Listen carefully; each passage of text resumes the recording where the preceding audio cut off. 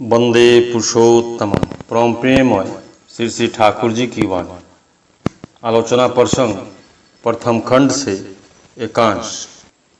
प्रातःकाल आश्रम प्रांगण के ताशु में बहुत लोग इकट्ठे हुए हैं। सभी आकर श्री श्री ठाकुर को प्रणाम करके बैठ जाते हैं। श्री श्री ठाकुर चेहरे पर प्रशांत परितृप्ति छाई है। चेहरे पर प्रशांत परितृप्ति छाई है और आंखों में है करुणाघन दीप्त दृष्टि। देखने से प्राण स्वतः पुलकित हो उठते हैं। आपसे आप उनके निकट दौड़ जाना चाहते हैं। सभी के आने के बाद दो चार घरेलू गपशप हुई। दो एक व्यक्ति की बीमारी सीमारी, खानपान एवं ठंडक कैसे पड़ रही है, इस विषय में चर्चा चली। श्री श्री ठाकुर जब सहज मामूली बातें करते हैं तो वह कितना सरल, कितना प्यानवंत एवं कैसा सुंदर प्रतीत होता है। वार्तालाप में एक सहज संभ्रांत अंतरंग आबोहवा व्याप्त रही है। वीरेंद्र ने प्रश्न किया, कौनते प्रतिजानी ही न में भक्त प्रणश्यति का अर्थ क्या है और वह कैसे होता है? श्री श्री ठाकुर, भगवान श्री कृष्ण ने अर्जुन से कहा है, यह तुम निश्चय जानो कि मेरे भक्त कभी विनष्ट नहीं होते। मनुष्य प्रवृत्ति के अभिभूत होने पर ही विनष्ट होता है, किंतु सारी प्रवृत्तियों को लेकर इष्ट के प्रति अंतराशी हो तो विनष्ट होने का कोई रास्ता नहीं रहता है। वैश्यालय में जब कोई जाता है तो उसके बाप माँ एवं उसकी स्त्री कितना रोते कलपते हैं, किंतु क्या वह उनकी एक बात भी सुनता है?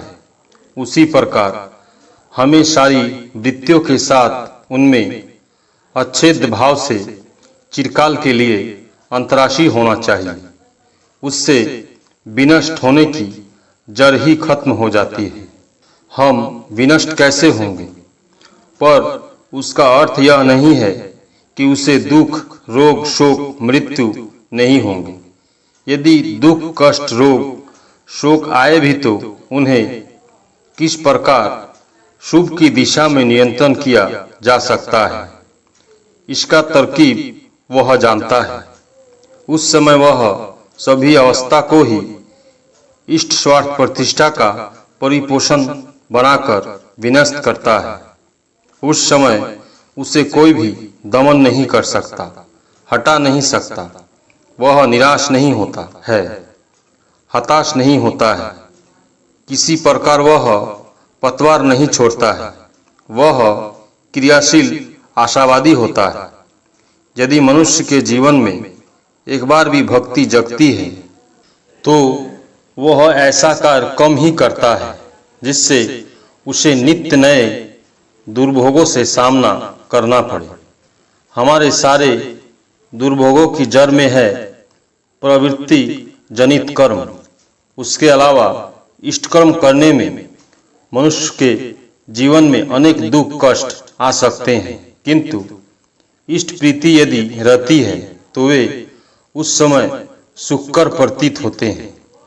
वे मन को किलष्ट नहीं कर सकते हैं, क्योंकि उसमें क्षुण्ण होने के बजाय सत्ता पुष्ट होती है। यदि उस पथ पर चलने में स्वाभाविक रूप से किसी की मृत्यु होती है तो भी वह उन्नतर जीवन का अधिकारी होता है। यहाँ तक कि स्मृति बाही चेतना भी वह लाभ कर सकता है। इसलिए जीवन पथ पर आगे बढ़ने के सिवा पीछे हटने या नष्ट होने की संभावना नहीं रहती है। पुरुषोत्तम के प्रति भक्ति ही ऐसा बना देती है। प्रफुल्ल, आत्मा तो अमर है, अंत तक कोई तो नष्ट नहीं होता। श्री श्री ठाकुर, हम क्रमशः आगे बढ़ते हुए विवर्तन के पथ पर चलना चाहते हैं। बढ़ने के पथ पर जीवन का आनंद है और हम जीवन मृत्यु की सीमा को भेद कर इस बढ़ती हुई गति को विरामहीन रखना चाहते हैं। यह सही है कि अपूर्वम्यान इष्ट के प्रति वस्तुतः किसी की लगन जाए और उसी लगन के साथ यदि वह शरीर त्याग करता है तो महान जीवन लाभ करेगा ही। इस जीवन में चाहे जो जितना ही नामी ग्रामी क्यों न हो, यदि वह सुकेंद्रिक नहीं होता है, यदि प्रवृत्ति ही उसके जीवन का नियामक होता है, तो विच्छिन्न विकेंद्रितता उसकी मृत्युकालीन भावभूमि और परजम को बुरी दिशा की ओर ले जाएगी ही। उसमें संदेह की गुंजाइश कम ही है। सुबोधा: अच्छा, हम अपनी दुर्बलताओं से कैसे छुटकारा पा सकते हैं? उन्हें हम पहचानते हैं, उसके बावजूद उससे पिंड नहीं छुड़ा पाते हैं। श्री श्री ठाकुर ने ललित भंगिमा में निम्नलिखित छंद की आवृत्ति की। पापे जखन आशे घृणा, आशे आक्रोश अपमान, इष्ट प्राण फेपे उठे तखन पापेर परित्राण। अर्थात पाप से जब घृणा आती है और उस पर क्रोध आता है, अपमान महसूस करते हैं, उस समय मन इष्ट प्राणता से भर उठता है और तभी पाप से छुटकारा मिलता है। तत्पश्चात बोले, दुर्बलताओं के प्रति हमारा अनुराग रहता है, उनको आदर करते हैं, यत्न से पोष कर रखते हैं, इसलिए वे हमारे यहाँ अपना स्थान बना लेते हैं। उनकी यदि चाह न करे, उन्हें अपने यहाँ आश्रय न दे, तो वे हमारे यहाँ कैसे टिक सकती है? ऐसे आचरण के प्रति जब घृणा और आक्रोश आते हैं तो उसके निकट आत्मसमर्पण करने से अपमान बोध होता है। उस समय समझा जा सकता है कि वस्तुतः उसे हम नहीं चाहते, पर सिर्फ नेतिवाचक भाव से उनसे छुटकारा पाने की चेष्टा बहुधा उनमें और भी आबद्ध कर देती है। उसी संवेग से दुर्बलता के समय व्यवहारिक रूप से इष्ट और सत्य में अपने को वास्तविक रूप से नियोजित करना चाहिए। शरीर और मन को इतना व्यापृत कर देना चाहिए जिससे दूसरी ओर नजर डालने का मौका ही नहीं मिले। इस प्रकार कहते हुए वे स्वतः हमसे दूर हट जाएंगे। इष्टनिष्ठ व्यक्ति नंगी तलवार की तरह होता है।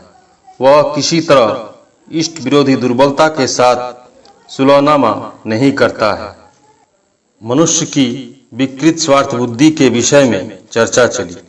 श्री श्री ठाकुर ने कहा, एक दूसरे को धोखा देने की बुद्धि का अर्थ ही है अपने कोशों को टुकड़े टुकड़े कर देना, निजत्व का हनन करना।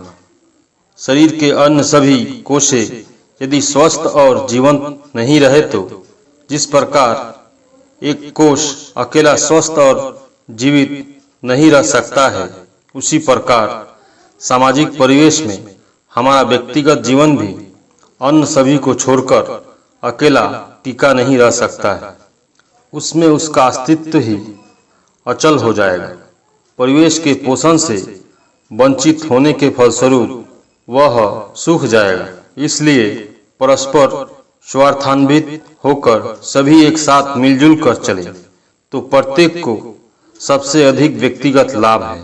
शरीर की प्राण शक्ति के पोषण में जिस प्रकार शरीर के कोशों के एक अच्छेद संहति प्रस्फुटित होती है, उसी प्रकार समाज जीवन में भी सभी के सत्ता पूर्ण पोषणी जीवंत नर विग्रह के प्रति अनुगत्य के माध्यम से ऐसी संहति और सहयोगिता का अभ्युदय होता है।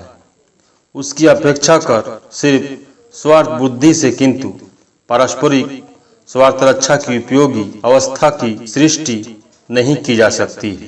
परम प्रेममय श्री श्री ठाकुर सभी गुरु भाई एवं मां को जय।